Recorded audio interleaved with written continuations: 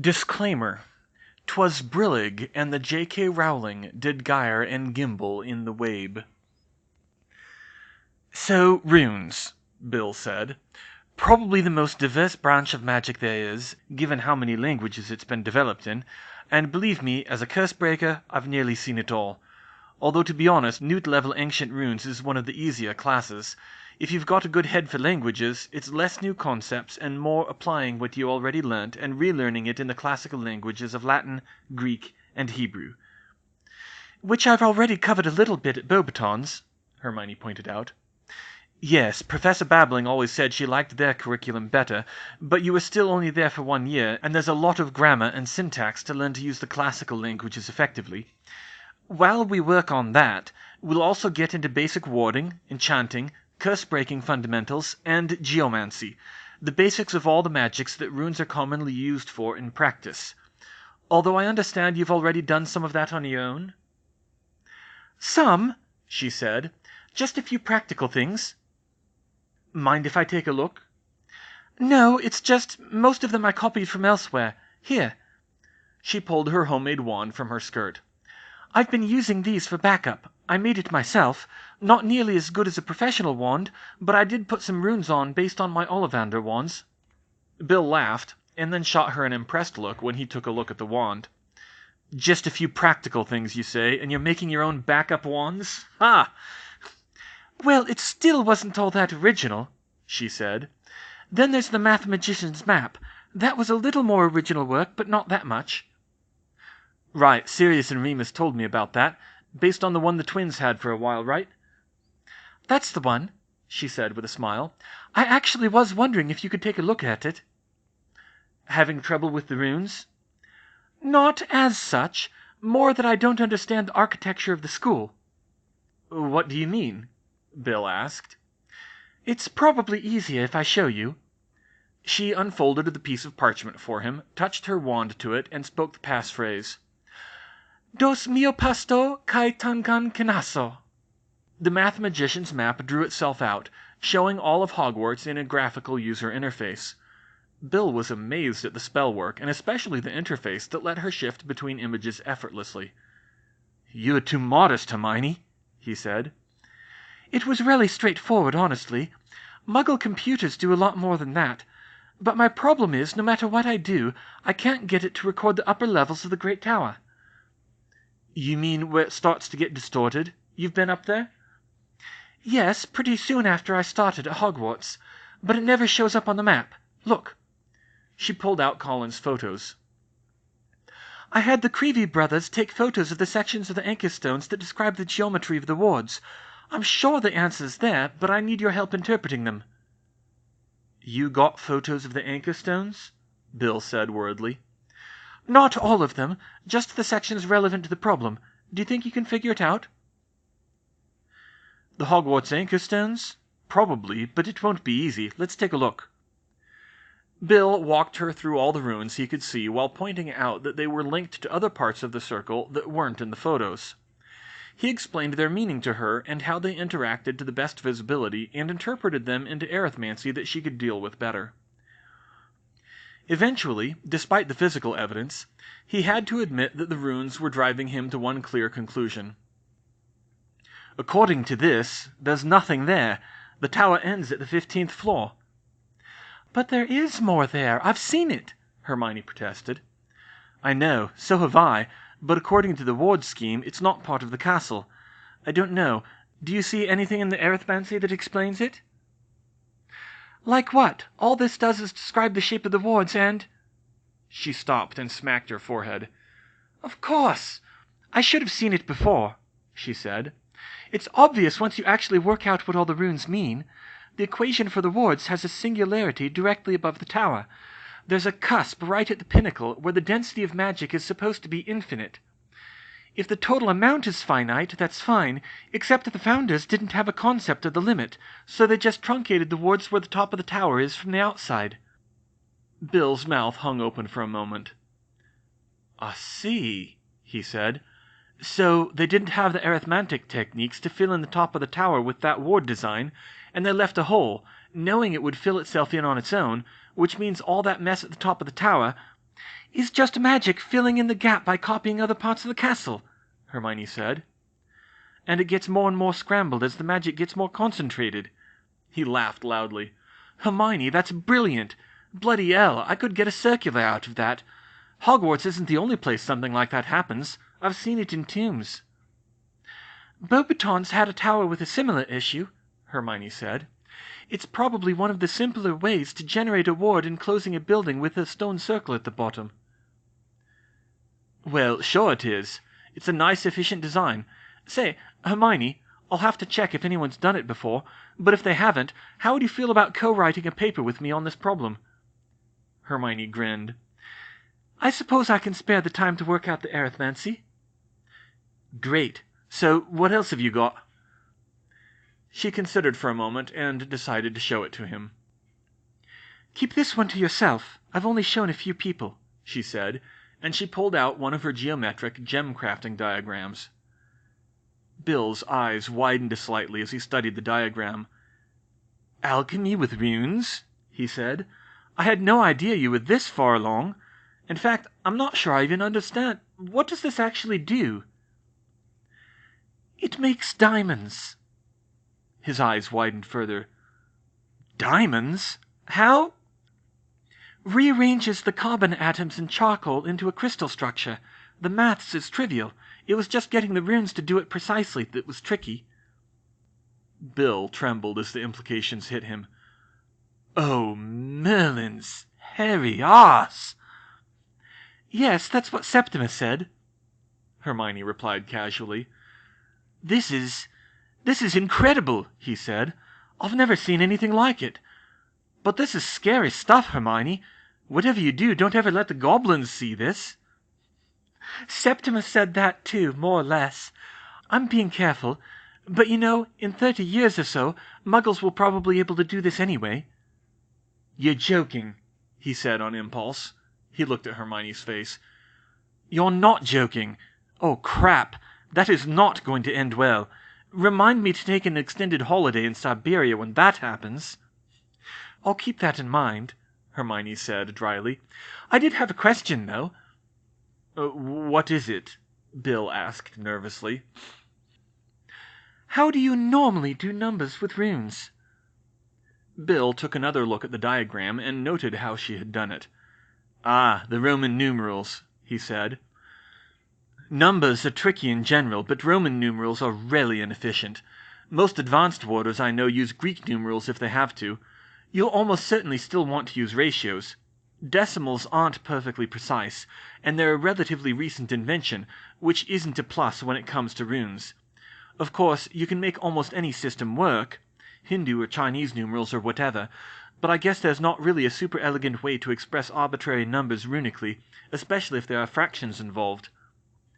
Hermione nodded and made a note to change her diagrams to Greek numerals, which she honestly probably should have thought to use from the start, especially considering her alter ego was Archimedes. They got down to business after that, and she found that Bill was right. Ancient runes was relatively straightforward. Yes, there was a lot of ground to cover, but the basic work of doing things in a new language wasn't that hard, at least for Latin and Greek. Hebrew was a little trickier. Not an Indo-European language, Bill said, and not as widely studied.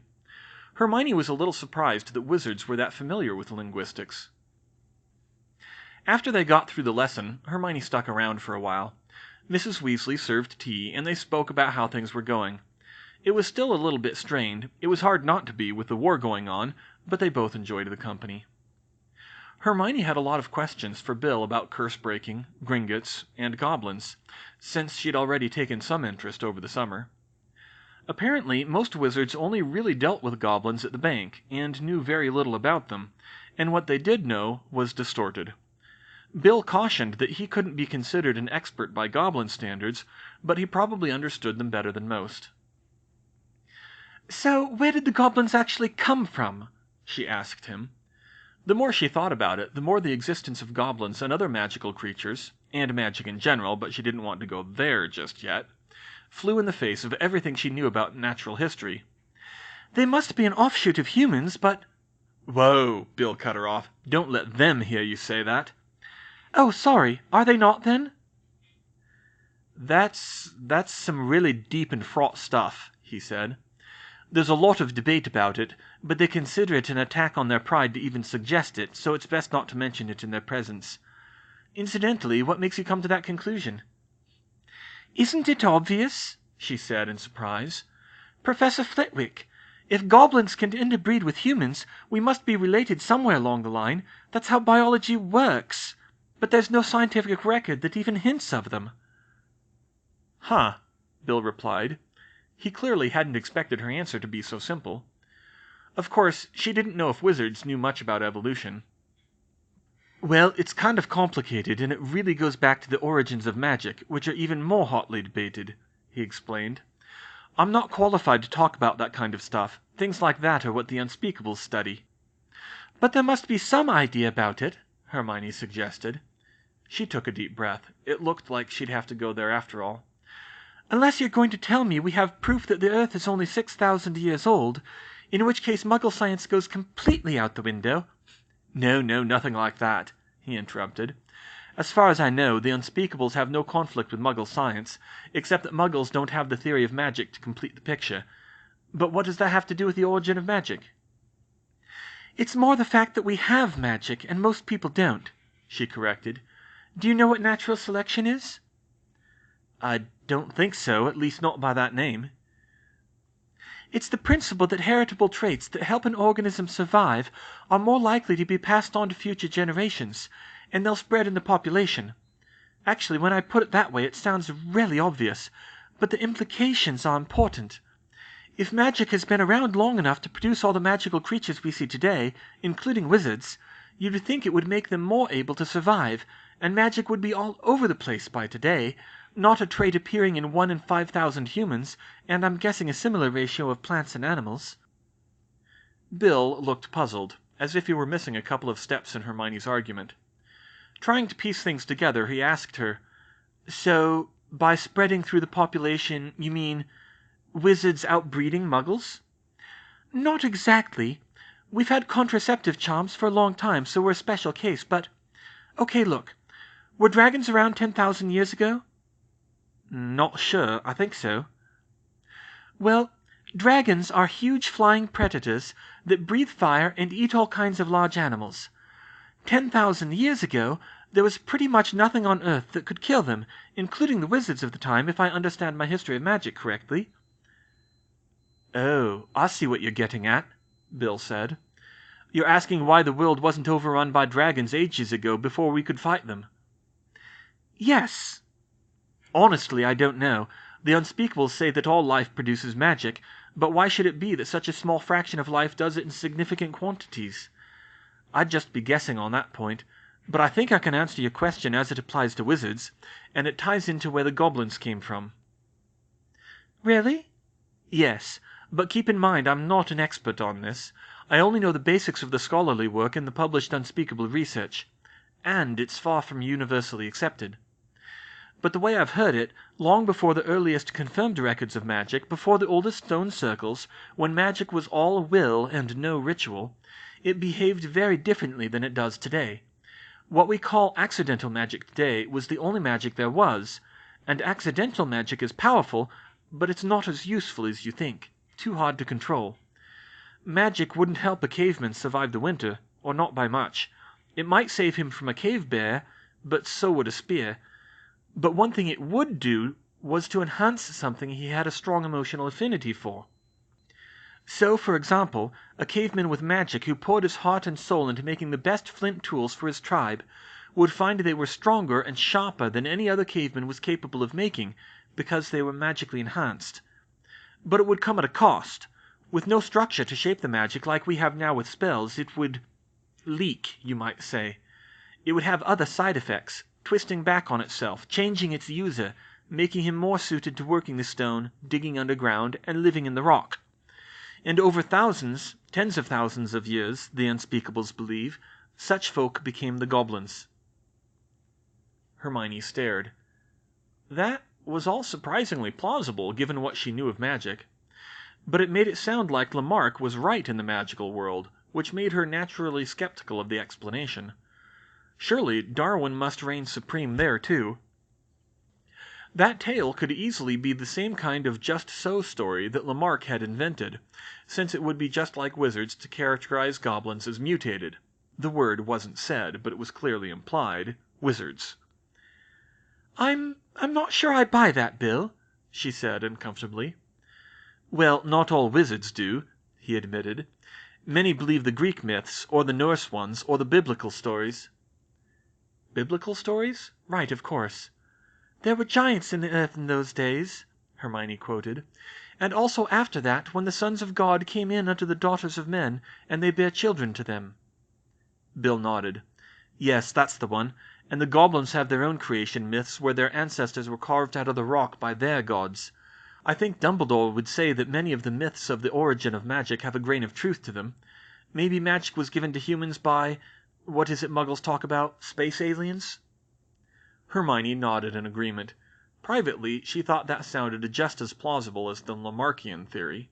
"Right, that's probably not it, but there are some magical races that would fit the bill there, not literally, but in the sense of having their magical nature thrust upon them in some way. The best example is probably the Centaurs." "The Centaurs?" Hermione asked. "Yeah, it's pretty well accepted that Centaurs were created by a ritual gone wrong in ancient Greece that's been lost to time. Even most Centaurs would agree, except that if you asked them, they would say it was a ritual gone right." Hermione's jaw practically hit the floor. The notion that a ritual could be powerful enough to create a whole new species of sentient beings was mind-boggling. She'd never heard of anything like it happening in modern times, not since wand-based magic became well-developed. Just when she thought she had a rough idea of the limits of magic, it surprised her again. Heck, maybe even the goblins were the result of a ritual like that, so old that it was lost before rituals as they knew them today were invented. "Yeah, I know it sounds crazy, but when all you've got to work with are stone circles and animal sacrifices, I'm guessing you get pretty good with them." "That's an understatement," she muttered absently. "So, do things like that explain magical creatures too? Because there's a lot of things that don't make sense about them either." "Oh, like what?" "Well, for one thing, there are an awful lot of humanoid creatures that couldn't possibly be related to humans. Gnomes and fairies and such. Where did they come from?" "Ah, that part's easier. If you look at the fairies' anatomy and life cycle, you'll find that at their core they're still essentially insects. Most pest types of insects tend to avoid wizards more so than muggles, but it's believed that the few that didn't were eventually exposed to enough magic to change them to mimic our appearance and even a few rudiments of our behavior." "Huh." That actually sounded like the most reasonable part of this whole thing, though she still had questions. "That's another thing, though," she said. "There are an enormous number of mundane insect species compared to birds and mammals, but there are actually fewer species of magical insects." "Believe me, there's plenty. There's no hope of escaping them in the Amazon. But as I understand it, the scholars think that the animals that were closest to prehistoric wizards were most likely to absorb enough magic and change and become magical themselves. And of course, quite a few were deliberately magically created." Hermione pondered that for a minute. Maybe she should have kept magical creatures after all. No, she never would have had the time. But if she ever did, this was definitely something to look into. Being as busy as she was, it took Hermione several weeks to get her sword just right and start practicing with it. She thought it looked really good when she was done. She got hung up for a while because the gold protective runes she threaded into the surface didn't quite give it the look she wanted. Silver would look better, she thought, but silver wasn't as good a quality of material for runes. However, she looked at her options and found that platinum could be drawn into ultra-thin wires even more easily than gold, and it wasn't hard for Archimedes jewelers to get. Thus, her sword had platinum runes protecting it against dirt, fire, acid, blood, and anything else that might damage its molecular edge. Then she tried some of the moves Nearly Headless Nick had taught her in the basement, and quickly ran into a problem. It didn't feel quite right in her hands. The balance was perfect, as far as she could tell, but whenever she struck something, though there were few objects in the house she could test it on without damaging them, it didn't handle as smoothly as the steel swords at the castle. It jarred her wrists more than it should have, and her control wasn't quite as good. Thus, the day before the first Hogsmeade visit, Hermione wore her sword to the castle in its carbon nanotube scabbard on a belt under her robe in order to get a second opinion. Wearing a sword was an anachronism even for wizards, but she thought it looked surprisingly good. Professor Jones noticed it at once and confronted her. "I'm not certain you should be bringing a sword to school, Miss Granger," she said. "Why not, Professor?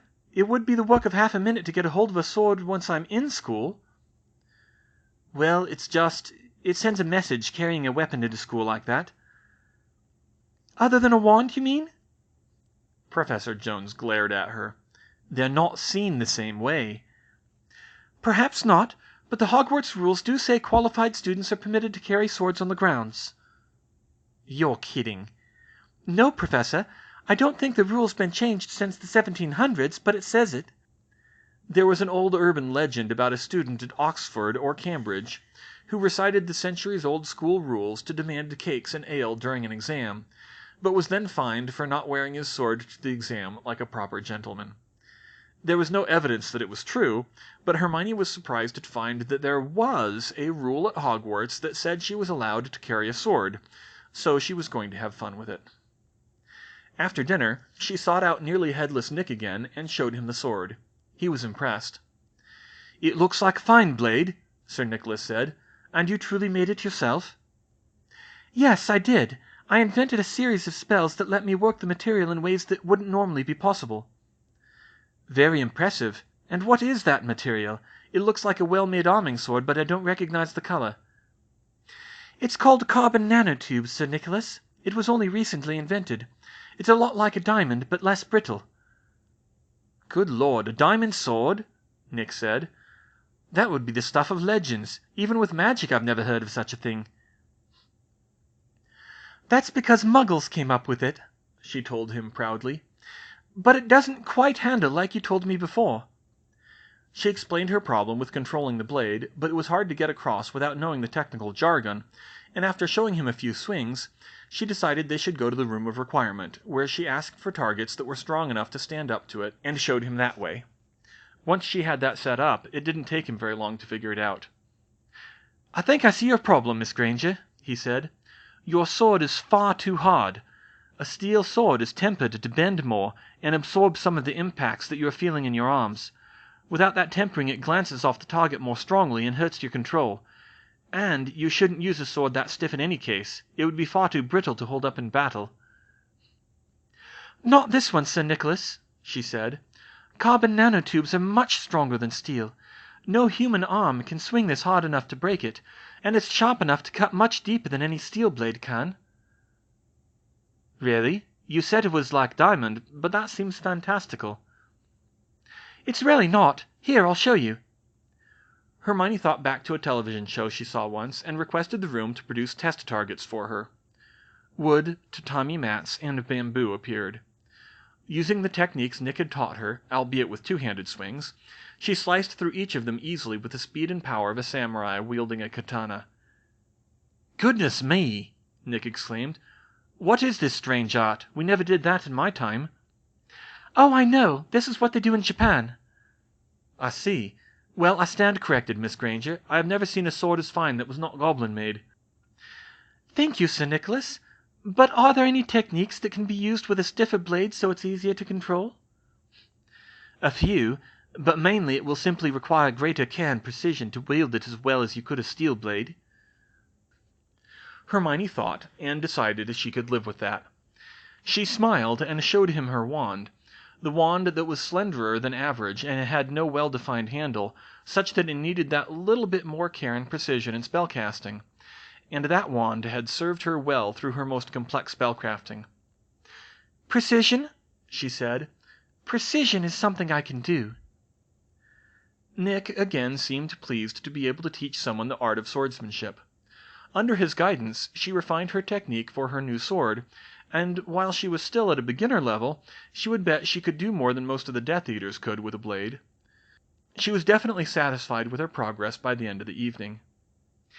"You know," she said, "I hope I don't ever have to use it, but it would be nice to know how this thing fares against people, just in case." Hermione jumped as another target appeared, and she was certain that the room must have a sense of humor. Her target was a whole pig carcass on a table. "What the?" she squeaked. "I didn't order this." "It would seem that the room provides," Nick said. "I dare say a number of the house elves are very confused right now." "Pop! Who is taking the pig? We is needing it for Miss Hermione?" An elf with scraggly blonde hair and cobalt blue eyes said. "Sonia, hi!" Hermione said. "It's good to see you." "I is happy to be seeing you too, Miss Hermione," the elf said. "But what is you doing?" "I was testing my new sword, and I guess the room gave me a pig to try it on. I wasn't really planning it. You can have it back, although I think I would like to try cutting it." "Cutting a pig with a sword?" Sonia said in disbelief. "Well, it can't be too hard. They do it in Japan." Before she could talk herself out of it, Hermione took a step towards the table, raised her hands over her head, and brought her sword down with a mighty crack. All three of them stared in disbelief, and Sonia squeaked loudly. The pig was cut cleanly in two through the middle, and the sword left a long score mark in the table. Hermione held up her blade and stared at it in awe and a little fear, knowing full well that if it could do this to a pig carcass, it could do it to a human. "Truly a powerful blade to do that in the hands of an untrained witch," Nick said, bowing to her. "I apologize for doubting you, Miss Granger. May I ask what is its name?" "Its name?" she said in confusion. "Yes, all great swords should have names of their own." Hermione had known that was typical in fantasy and some classical myths, but she hadn't really thought about giving her sword a name. She supposed it was unique. It was probably the strongest and sharpest human-made sword in the world right now. She'd been going to extremes a lot lately. She didn't have many ideas, but as she thought, one came to her that she thought suited the black blade perfectly. "I have just the name for it," she said. In her guest quarters that night, Hermione added another line of platinum runes to her blade. A vertical line, like the letters that spelt out Godric Gryffindor's name on the sword of Gryffindor, except this one spelt out the name of the sword itself. Snickersnack. Hermione joined her friends the next morning for a walk down to Hogsmeade to spend some time there before she apparated home. The fact that George and Fred were also going to meet them in the village was another good reason. She wore her sword on her belt again, feeling considerably more confident about it today. Objectively, her wands would be much more useful, but there was just something about a sword that reminded her of her childhood reading The Lord of the Rings, The Chronicles of Narnia, and The Once and Future King, that made her feel that much safer. "Well, you got to admit it looks pretty cool," said Ron. "Not that useful, mind, but cool." "It could be useful," Ginny said. "Harry killed Slytherin's basilisk with a sword, didn't he?" "I don't know if it'll help much," Harry said, "but I guess it's good to be prepared." "I'm working on a shield, too," Hermione told them. "Maybe something like a buckler that'll leave my hand free, but that will still block spells." "Now that could be useful," Harry said. "Remember how Voldemort conjured a shield to stop Dumbledore's spells?" "That's where I got the idea. I just need to figure out what thickness of carbon nanotubes will block strong curses. I wish I could test it on unforgivables, but I don't know if anyone we know would be willing to cast them." "Moody might," Ron said. "Or he might tie me to a wall and test me to see if I'm a traitor just for suggesting it," Hermione countered. Harry got quiet and thoughtful for a minute. "Snape might do it," he said. "He's a Death Eater. I know he's used them before." "You want to trust him with that?" Ron said incredulously. Hermione stroked her chin. "Dumbledore trusts him," she said.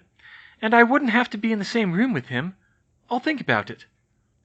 They met George and Fred at the Three Broomsticks, and the twins got up to their usual antics as soon as they arrived, shamelessly flirting with Madame Rosmerta, until Hermione intervened with George, trying to get Seamus Finnegan drunk enough to sing Finnegan's Wake in public, and buying Hermione a fire whiskey, which she did not approve of. "I really shouldn't," she said. "Come on, Hermione, you're of age now," George said. "Live a little." "Yeah, we should have done this weeks ago on your 17th, Fred agreed. "You've got to at least try it. It's a rite of passage." Eventually, she gave a little to get them to shut up about it. "All right, but just one," she said. "I do have to apparate home." Madame Rosmerta poured out a shot of fire whiskey for her, and she eyed it suspiciously. This was probably a bad idea. "Careful," Seamus said. "It's got a real kick to it." "Yeah, better just sip it," Fred agreed. Hermione turned and shot the boys a defiant look. That was a challenge, if she ever heard one. "I'll show them," she thought. "I'm a dentist's daughter. I can handle this." Snatching the shot glass off the bar, she braced herself, knocked it back in one gulp, and slapped it back down upside down. And her mouth and throat were on fire. Her eyes were rapidly tearing up, and she felt an almost overpowering urge to cough her lungs out, but she somehow managed not to otherwise let it show on her face. Her fellow Gryffindors cheered. "Wow! Mum and Dad were right," she said, licking her lips, then coughed twice. "Scotch, hot sauce, and gunpowder." George stared at her with wide eyes and a love-struck grin on his face. "That was bloody brilliant," he said. "That was—" She coughed again and tried to blink the tears away. "painful." "Yeah, but you don't just knock back a fire whiskey like that on your first try. How'd you do that?" "Sheer nerve, I assure you." She winced and coughed again. "Oh, so the Mudblood thinks she can play with proper wizards," another voice called loudly, and Draco Malfoy came up and leaned on the bar. "Don't call Hermione that!" George yelled. He lunged for Malfoy. "George!" Hermione snapped. "Honestly, I stopped caring ages ago. Come on, Malfoy's not worth our time." Surprisingly, Malfoy was staying casual, not blowing up at the slight, not that he ignored it either. "Too good for us purebloods, Granger?" he said. She looked over her shoulder. "No." Cough. "Just you." "Right. That'd be more impressive if you weren't still coughing over your fire whiskey." "Oh yeah, I'd like to see you try that, Malfoy," Fred said. Malfoy grinned and clicked his fingers twice to get Madame Rosmerta's attention. He dropped 2 sickles on the bar and said, "Hit me." Rosmerta glared at him. "You're underage, Malfoy." Malfoy rolled his eyes and looked around. He soon spotted Warrington, a Slytherin who had graduated last spring, who had an untouched fire whiskey in front of him. He motioned to him, and Warrington handed it to him. Before Madame Rosmerta could stop him, he knocked it back without flinching. "You were saying, Weasley?" he said smugly. "That's it! Both of you out!" Rosmerta interrupted, pointing at Malfoy and Warrington. "No giving drinks to underage kids." "Fine, I'm done with these losers anyway." Malfoy took it in stride and casually walked out of the pub. Harry followed him. His friends immediately got up to follow, sensing trouble. Sure enough, Harry confronted the Slytherin just outside. "All right, what are you playing at, Malfoy?" he said. In the daylight, Malfoy looked paler and thinner than usual. Hermione knew the signs of sleep deprivation, and she could see them written all over his face. But he still sounded confident getting in Harry's face. "Just putting Granger in her place, Potter," he said. "My place is not as good a drinker as you?" Hermione deadpanned. "I'm not feeling too disappointed." "Your place beneath us at everything, Mudblood. You may do some fancy tricks with numbers, but they'll never make up for your poor breeding. I mean, look at you, carrying a sword." "Poor breeding," she thought. "What is he playing at? He sounds like a parody of himself, or drunk." "Yes, I carry a sword now, Malfoy," she said. "Swords are cool." "All the best Muggle heroes carry swords," George said, playing along. "Plenty of wizards did too until they went out of fashion," Fred agreed. "Well, Muggle Lovers would say that." Malfoy paused and glanced around before turning and sauntering up towards the castle. Hermione, Harry, and the Weasleys looked around at each other, wondering what that was all about, when they heard a commotion from the other direction. They soon saw Cedric Diggory and Cho Chang on a date, coming up the path from the general direction of Madame Puddifoot's in the middle of a heated argument. "Cho, what are you doing?" Cedric asked. "I have to give this to Dumbledore," she said flatly. "Dumbledore? Why? What is it?" "It's nothing to do with you, Cedric." "Nothing to do with... Cho, what are you talking about? Why are you giving anything to Dumbledore?" "I just have to do it," she said, her voice rising. Hold up, you're not acting normal. Where did you get that package? Cedric, get away! She shrieked. Cho, give me the package. No! He grabbed for it. Cho, something's wrong, he said. You have to give me the package. I said let go! Cho slapped Cedric, but at the same time there was a sound of paper ripping. Hermione saw a flash of something blue, and then, without warning, Cho rose into the air, gracefully, like a swan, her arms outstretched. Suddenly she let out an ear-piercing scream so loud it hurt Hermione's ears, then quickly growing ragged and stopping abruptly, as if her vocal cords had torn. Then, just as suddenly, she fell to the ground limp. "Cho! Cho!" Cedric yelled. Someone kicked away the opal necklace that had fallen between them, but Hermione barely registered it. Cho, wake up! Someone get help, she's not breathing! Hermione didn't hesitate. She rushed to Cho's side and checked her pulse. She felt the color drain from her own face when she felt nothing. She drew her wand on instinct. Cedric, get away! She shouted. What? But she didn't wait. She shoved Cedric away, pointed her wand at Cho's heart, and cast Defibrillosis! Cho's body jerked once and lay still. She checked her pulse again. Still nothing. No use trying the spell again, then. She knew that much. Cedric tried to grab her, but Hermione shoved him away a second time and started doing CPR. She pressed down hard on Cho's chest 5 times, then pointed her wand at her throat and cast Anapneo! Her body breathed once and went still again. Still no pulse. Damn it, why didn't she invent a pacemaker spell? She tried it again. Cedric caught on and cast the breathing charm for her, but Cho still wouldn't respond. Still they kept at it. It was only when R.R. Tonks came over and cast a spell she didn't recognize, frowning sadly, that she knew. Tonks immediately pulled her away from the body and said, I'm sorry, Hermione. She's gone.